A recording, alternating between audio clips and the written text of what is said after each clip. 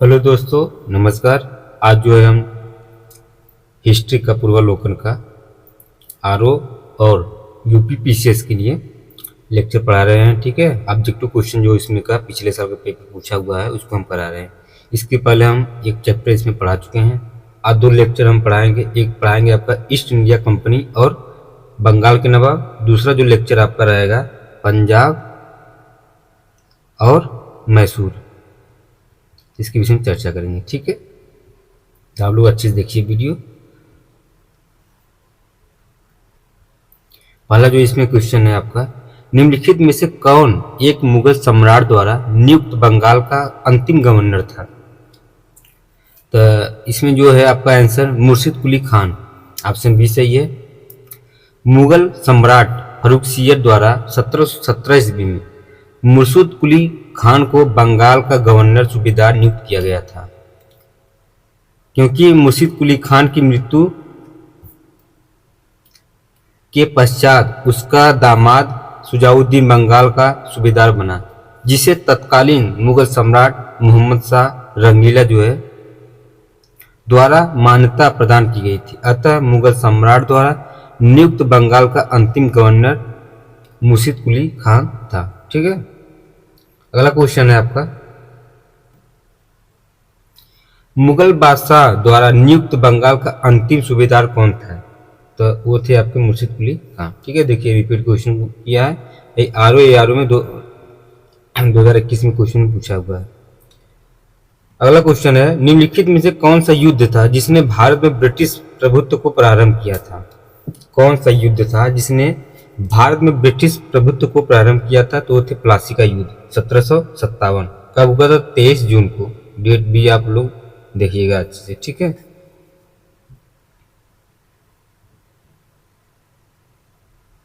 इसका थोड़ा व्याख्या हम लोग देखिए। और जो बक्सर का युद्ध हुआ था वो 1764 में। भारत में ब्रिटिश प्रभुत्व का प्रारंभ जो है प्लासी के युद्ध से हुआ था। प्लासी के युद्ध 23 जून 1757 में रॉबर्ट क्लाइव के नेतृत्व में अंग्रेजों ने बंगाल के नवाब सिराजुद्दौला को पराजित किया। नवाब की सेना 3 राजद्रोहियों, मतलब पहला है मिर्जाफर, यार लतीफ और राजदुर्लभ के सेना नायकत्व में ही थे।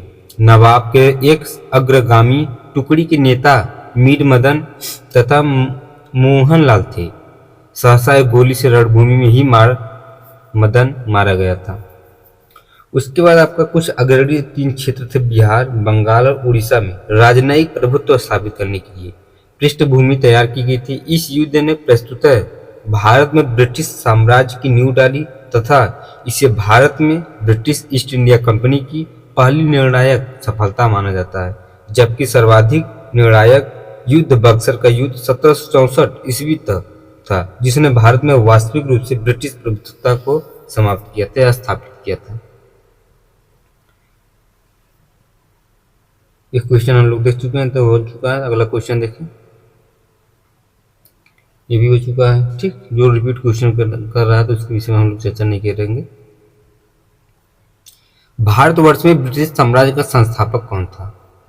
भारतवर्ष में ब्रिटिश साम्राज्य का संस्थापक कौन था? तो लॉर्ड रॉबर्ट क्लाइव थे। ठीक है, भारत में ब्रिटिश साम्राज्य का संस्थापक लॉर्ड रॉबर्ट क्लाइव को माना जाता है, जिसने प्लासी के युद्ध 23 जून 1757 में बंगाल के नवाब सिराजुद्दौला को पराजित किया था। ठीक है, किसको? नवाब सिराजुद्दौला को। यह पहली बार भारत में ब्रिटिश प्रभुत्व को नींव रखी थी। इसके बाद अगला क्वेश्चन है, निम्नलिखित में से किसे स्वर्ग से उत्पन्न सेनानायक कहा गया है? तो वो थे रॉबर्ट क्लाइव, ऑप्शन बी सही है इसका। क्लाइव एक सैनिक के रूप में जन नेता था। विलियम फिट का यह कथन है कि वह स्वर्ग का उत्पन्न सेनानायक था।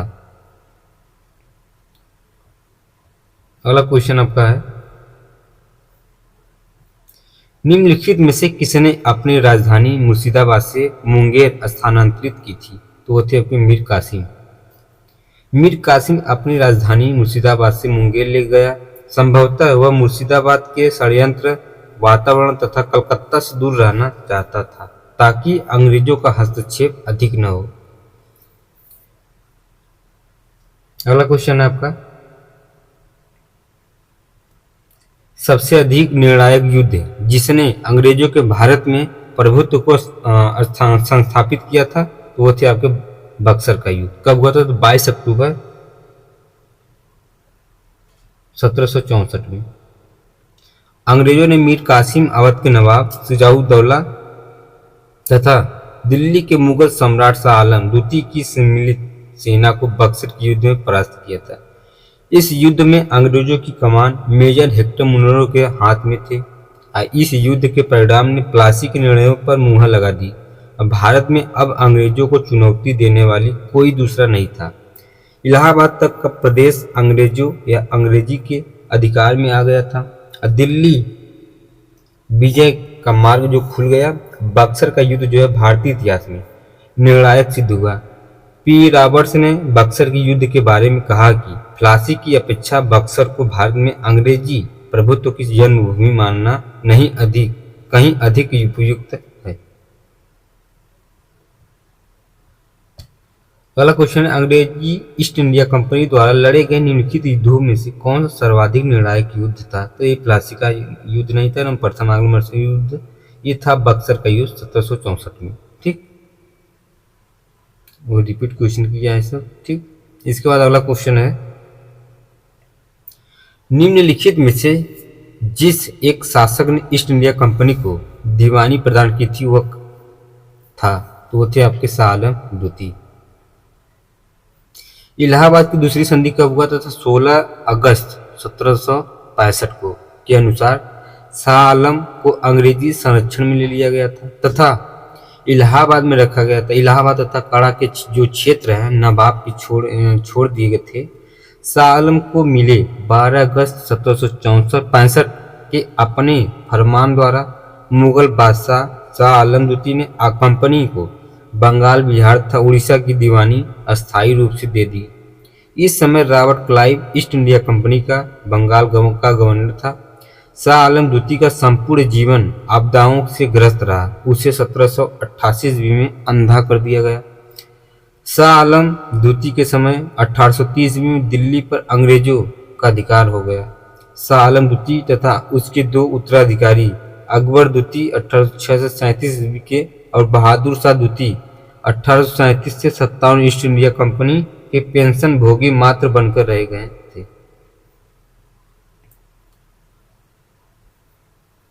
अगला क्वेश्चन है आपका, किस गवर्नर के कार्यकाल में ईस्ट इंडिया कंपनी को शहंशाह शाह आलम द्वारा बंगाल, बिहार तथा उड़ीसा में दीवानी अधिकार दिए गए थे? तो वो थे लॉर्ड क्लाइव। ऑप्शन ए सही है। सम्राट शाह आलम द्वितीय ने ईस्ट इंडिया कंपनी को बंगाल, बिहार तथा उड़ीसा की दीवानी प्रदान की थी तो 12 अगस्त 1765 ईस्वी को।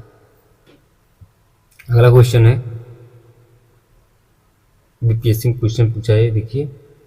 इलाहाबाद की संधि के बाद रॉबर्ट क्लाइव ने मुर्शिदाबाद का उप दीवान किसे बनाया था? तो थे मोहम्मद रजा खान। ऑप्शन ए सही है, क्योंकि इलाहाबाद की संधि के अनुसार भगोड़े सम्राट शाह आलम को अंग्रेजी संरक्षण में ले लिया गया था तथा उसे इलाहाबाद में रखा गया और शाह आलम ने उपयुक्त संधि के प्रावधान द्वारा कंपनी को बंगाल, बिहार, उड़ीसा की दीवानी अस्थायी रूप से दे दी। नज्म उद दौला को बंगाल का नवाब स्वीकार किया, जिसके बदले नवाब द्वारा सम्राट को 26 लाख रुपए वार्षिक अदा करना था।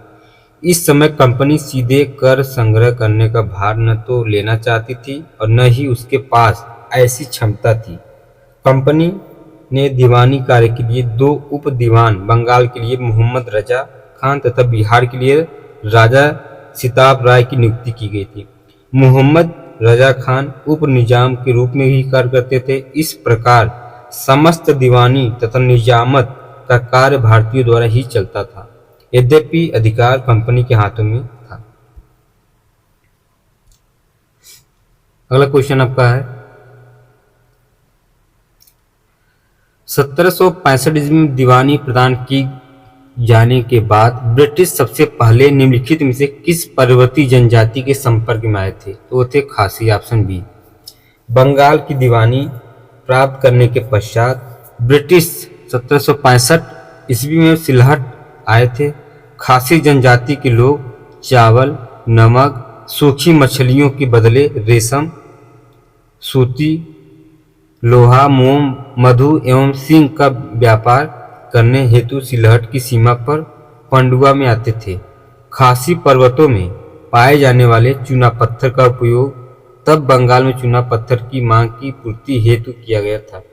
कुछ समय पश्चात ईस्ट इंडिया कंपनी के ब्रिटिश अधिकारी चूना पत्थर का व्यापार करने लगे, जिससे वे खासी जनजाति के संपर्क में आए थे।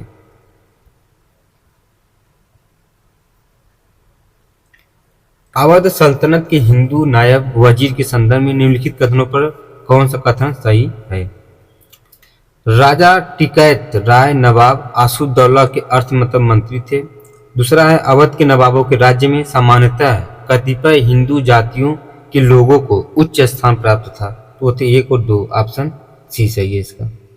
राजा टिकैत राय नवाब आसुद्दौला के दीवान या अर्थ मंत्री थे, अतः अवध के नवाबों के राज्य में हिंदू अधिकारियों को भी उच्च पदों पर नियुक्ति की गई थी। आसफुद्दौला के दीवान राजा टिकैत राय और राजा झाऊलाल एवं नवाब सफदर जंग के प्रधानमंत्री और सेना नायक राजा नवल राय आदि इन्हीं जातियों के प्रतिनिधि थे। अगला क्वेश्चन है आपका 18वें शतक में भारत में लड़े गए युद्धों का निम्नलिखित में से सही क्रम अनुसार बताइए। इसमें जैसे पहला जो थे अंबर युद्ध, प्लासी युद्ध, उसके बाद वाडी वंश और उसके बाद युद्ध बक्सर का, ये तीनों फॉर्मेट है। तो इसके हिसाब से आंसर जो है बी सही होगा। ठीक है, अब थोड़ा उसके विषय में हम लोग जान ले। जैसे 18वीं शताब्दी में भारत में लड़े गए प्रश्नगत युद्धों का सही क्रम क्या क्या है। जैसे अंबर का युद्ध कब हुआ था? 1749 ईस्वी में अगस्त में हुआ था। मुजफ्फर जंग चंदा साहब तथा फ्रांसीसियों की संयुक्त सेनाओं ने बेलूर के समीप अंबर या अंबूर नामक स्थान पर कर्नाटक के नवाब अनिरुद्ध को पराजित कर उसकी हत्या कर दी। मुजफ्फर जंग दक्कन का सूबेदार बन गया। इस उपलक्ष्य में उसने अपने हितकारी डुप्ले को कृष्ण नदी या कृष्णा नदी के दक्षिणी भाग के मुगल प्रदेशों का गवर्नर नियुक्त कर दिया गया। उत्तरी सरकार कुछ जिले में फ्रांसीसियों को दे दी गई। इसके अतिरिक्त मुजफ्फर जंग की प्रार्थना पर एक फ्रेंच सेना की टुकड़ी बुस्सी के नेतृत्व में हैदराबाद में तैनात की गई थी। दूसरा है प्लासी का युद्ध, जून 1757। अंग्रेजों तथा बंगाल के नवाब सिराजुद्दौला के मध्य युद्ध के परिणाम स्वरूप अंग्रेजों का पूरे बंगाल पर नियंत्रण हो क्लाइव ने मीर जाफर को बंगाल का नवाब बनाया गया। नवाब बनने के बाद मीर जाफर ने अंग्रेजों को उनकी सेवाओं के लिए 24 परगने की जिम्मेदारी से पुरस्कृत किया और क्लाइव को इतना पाउंड नेजी भेंट दी। इसके बाद आपका आता है वाडीवांस युद्ध, जनवरी 1760 में। अंग्रेजों तथा फ्रांसीसियों के मध्य युद्ध में फ्रांसीसी पराजित हुए। अंग्रेजी सेना का नेतृत्व सर आयरकुट ने, जबकि फ्रांसीसी सेना का नेतृत्व काउंट डी लाली ने किया था। बक्सर का युद्ध जो है 1764 में अक्टूबर में मीर कासिम, अवध के नवाब शुजाउद्दौला एवं मुगल सम्राट शाह आलम द्वितीय की संयुक्त सेना तथा अंग्रेजों के मध्य हुआ। युद्ध में अंग्रेज विजयी रहे। इस युद्ध में अंग्रेजी सेना का नेतृत्व हेक्टर मुनरो ने किया था। अब बक्सर के युद्ध ने प्लासी के निर्णयों पर मुहर लगा दी थी।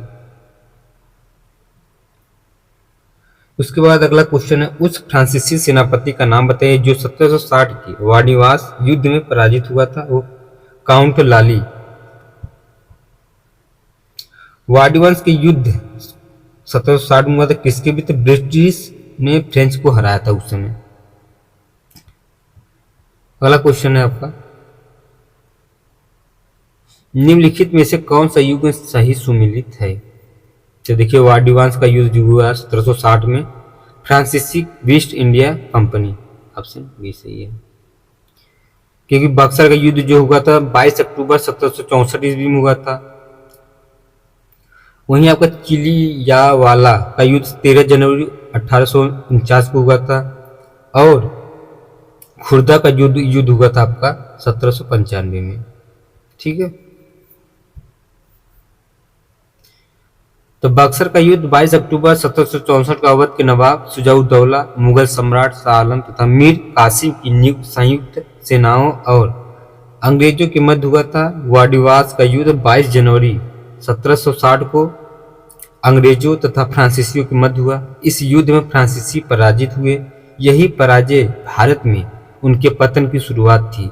चिलियावाला का युद्ध 13 जनवरी 1849 को लड़ा गया। इस युद्ध में अंग्रेजी सेना का नेतृत्व लॉर्ड गफ ने किया तथा सिख सेना शेर सिंह के नेतृत्व में लड़ी गई। यह युद्ध अनिर्णित समाप्त हुआ। इस युद्ध के समय भारत का गवर्नर जनरल लॉर्ड डलहौजी था। दूसरा है कि इसमें खुर्दा का युद्ध जो है 1795 ईस्वी में हुआ था। इसमें क्या है कि निजाम के विरुद्ध मराठों द्वारा लड़ा गया, जिसमें निजाम की हार हुई। अतः यह इस पर जो है ऑप्शन बी सही होगा इसका। अगला क्वेश्चन है, निम्नलिखित में से किसने भारत में अंग्रेजों का सर्वाधिक विरोध किया था? तो वो थे आपके मराठा, क्योंकि भारत में अंग्रेजों का सर्वाधिक विरोध जो है मराठों द्वारा किया गया था। लेकिन 3 आंग्ल मराठा युद्ध के बाद ही मराठा शक्ति को दबाया गया जा सका। अब मुगल सम्राट के खंडहरों पर मराठों ने अपनी साम्राज्य की आधारशिला रखी थी। उसी समय उन्हीं परिस्थितियों में अंग्रेजों ने भी लाभ उठाया। अब प्रथम आंग्ल मराठा युद्ध में अंग्रेजों को मुंह की खानी पड़ी। सालबाई की संधि जब हुई तो उसमें प्रथम युद्ध बंद हो गया था सालबाई की संधि से, और बेलजली ने 1802 ईस्वी में अपने सहायक संधि के जाल में पेशवा को बांध लिया गया।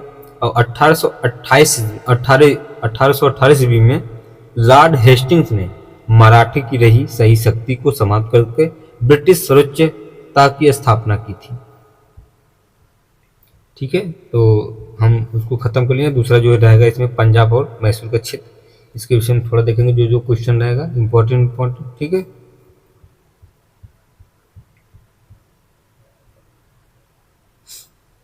पहला इसमें जो रणजीत सिंह के राज्य में सम्मिलित था कौन था इसमें? तो श्रीनगर। अब श्रीनगर कहाँ पर है? आप लोग जम्मू कश्मीर के जो क्षेत्र है उसके आसपास है। रणजीत सिंह का जन्म 13 नवंबर 1780 को चुकर चकिया मिसल के मुखिया महासिंह के घर हुआ था। महाराजा रणजीत सिंह और अंग्रेजों के बीच 25 अप्रैल 1809 को अमृतसर की संधि हुई। संधि का तात्कालिक प्रभाव जो है यह हुआ कि रणजीत सिंह का सतलज पार के सिख राजाओं के ऊपर प्रभुत्व के जमाने का स्वप्न टूट गया। परंतु दूसरी ओर जैसा कनिंघम ने कहा कि रणजीत सिंह को पश्चिम दिशा में प्रसार करने की खुली छूट मिल गई। उसने 1818 ईस्वी में मुल्तान, 1819 ईस्वी में कश्मीर और 1837 में पेशावर को जीत लिया था। इस प्रकार जो है आपका श्रीनगर ऑप्शन सही होगा। ये सब रिपीट क्वेश्चन किया है, तो हम लोग अगला क्वेश्चन देखेंगे। महाराजा रणजीत सिंह के राज्य की राजधानी थी, तो वो थे लाहौर। ऑप्शन सी सही है, क्योंकि 1798 ईस्वी में अफगानिस्तान के शासक जमान शाह ने पंजाब पर आक्रमण किया था और वहीं वापस जाते समय उसकी तोपें चिनाब नदी में गिर गई और रणजीत सिंह ने उन्होंने निकलवा कर वापस भिजवा दिया और उस सेवा के बदले जमान शाह ने उसे लाहौर पर अधिकार करने की अनुमति दे दी। 1799 ईस्वी में रणजीत सिंह ने तत्काल लाहौर पर अधिकार कर लिया तथा उसे अपनी राजधानी बनाया गया था।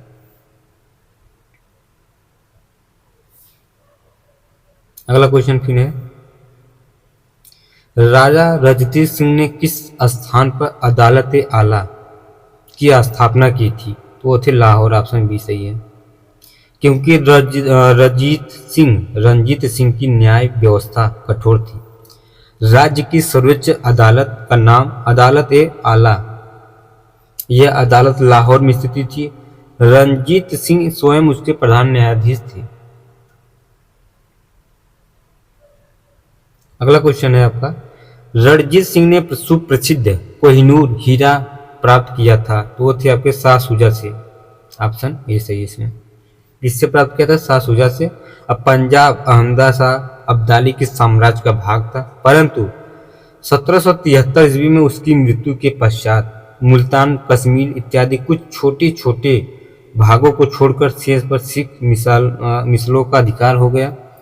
उधर अफगानों के आंतरिक झगड़ों के कारण रणजीत सिंह को अपनी स्थिति दृढ़ करने का अवसर मिला।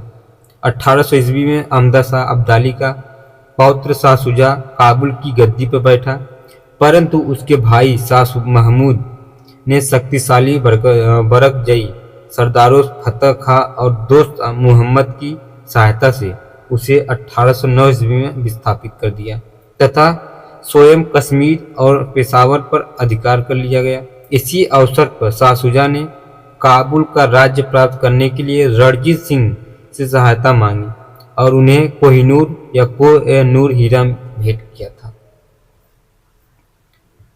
अगला क्वेश्चन आपका है, निम्नलिखित में से किसने कहा था कि ईश्वर की इच्छा थी कि मैं सब धर्मों को एक निगाह से देखूं, इसलिए उसने दूसरी आंख की रोशनी ले ली थी? ये थे महाराजा रणजीत सिंह। ऑप्शन ए सही है। इंपॉर्टेंट क्वेश्चन आप लोग देख लीजिएगा इसको। रणजीत सिंह का जन्म जो है 13 नवंबर 1780 को सुकर चकिया मिसल के मुखिया महासिंह के घर में हुआ था। वह 12 वर्ष के ही थे, उनके पिता का स्वर्गवास हो गया। 1792 से 1757 ईस्वी तक एक प्रतिशासन परिषद जिसमें इनका माता सास और दीवान लखपत राय थे शासन कार्य चलाया गया। 1797 ईस्वी में उन्होंने समस्त कार्यभार एवं संभाला लिया। रणजीत सिंह ने लाहौर पर 1799 ईस्वी में, अमृतसर पर 1805 ईस्वी में तथा फरीदाकोट, मालेर कोटला और अम्बाला पर 1808 ईस्वी में विजय प्राप्त की थी। रणजीत सिंह एक योग्य शासक थे। उन्होंने कहा था, ईश्वर की इच्छा थी कि मैं सब धर्मों को एक निगाह से देखूं, इसलिए उसने दूसरी आंखें की रोशनी ले ली थी। किसने कहा था? महाराजा रणजीत सिंह। अगला क्वेश्चन है आपका, महाराजा जो है रणजीत सिंह के उत्तराधिकारी थे तो वो थे खड़ग सिंह। ऑप्शन बी खड़ग सिंह। मतलब 1839 ईस्वी में रणजीत सिंह की मृत्यु के बाद उनका पुत्र जो है खड़ग सिंह सिंहासन पर बैठा था। और सिख राज्य का अंतिम राज्य शासक कौन था? तो वो थे आपके दिलीप सिंह। दलीप। ऑप्शन बी सही है। 1843 से 1849 तक शासन किया था। अगला क्वेश्चन है आपका, पंजाब के पूर्व महाराजा दिलीप सिंह के विषय में निम्नलिखित में से कौन सा कथन सत्य है? 23 अक्टूबर 1893 में उनका निधन पेरिस में हुआ था। सही है, ठीक। क्योंकि पंजाब के पूर्व महाराजा दिलीप सिंह का निधन जो 22 या कुछ क्षेत्रों के अनुसार 23 अक्टूबर 1893 को पेरिस फ्रांस में हो गया था। शेष सभी कथन सत्य है, बाकी गलत है। दिलीप सिंह ने सिख धर्म को छोड़कर ईसाई धर्म को अपनाया था। उन्होंने रूस की यात्रा भी की थी। इनकी अंत्येष्टि इंग्लैंड में हुई थी। अगला क्वेश्चन है आपका, सिख साम्राज्य का अंतिम शासक कौन था? तभी दिलीप सिंह हम लोग देख चुके हैं, ठीक।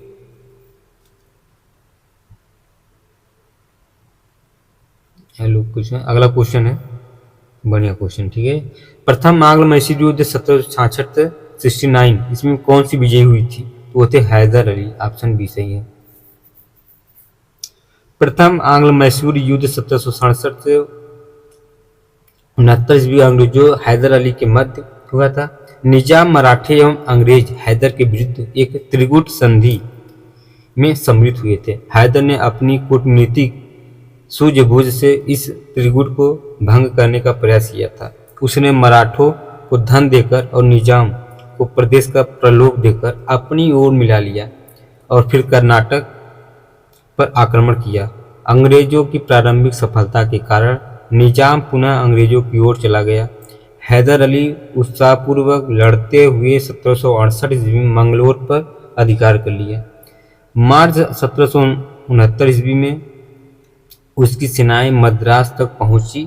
अंग्रेजों ने विश्वास में हैदर अली की शर्तें पर 4 अप्रैल 1769 को मद्रास की संधि हुई थी,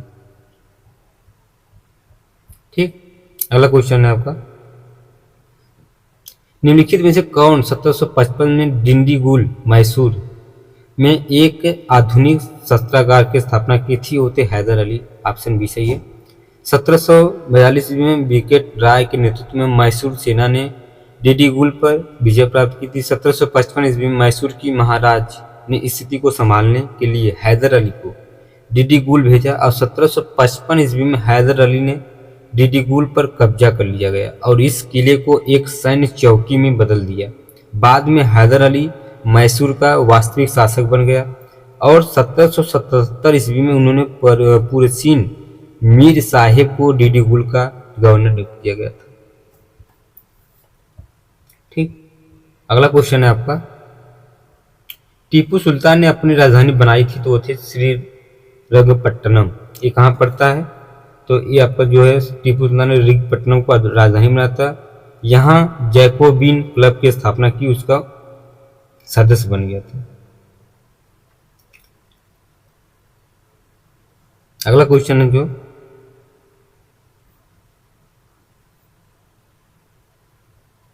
टीपू सुल्तान ने ब्रिटिश सेना को 1780 में हराया था, तो थे आपके पुल्लीलूर में।